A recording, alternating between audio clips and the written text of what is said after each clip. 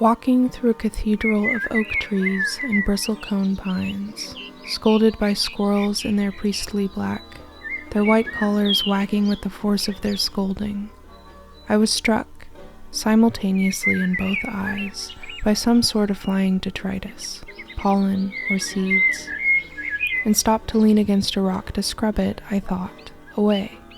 It was May. It was May. It was May, and the air was sweet with pine and island mountain lilac.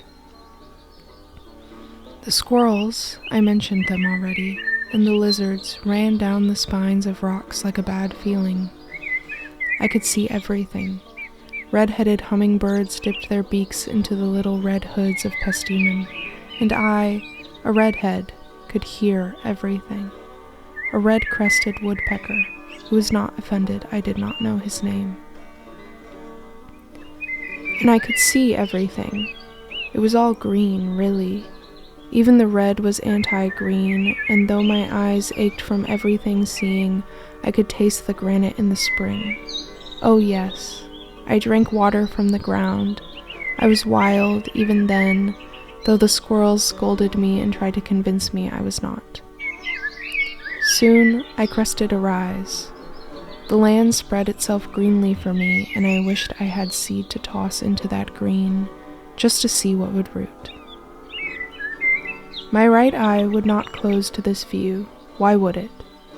But when I reached up to touch it, I felt that there was a twig emerging, and another from my other eye. That they were a part of my body I could not doubt. They were living and enervated and jutting out. I sat down, feeling the hairs on the back of my neck, understanding for the first time they were not hairs, but roots. I could see everything. It was all green. The twigs in my eyes tasted sunlight with my mouth. The roots drew the salt from my sweat into their vacuum, and I was no longer hungry.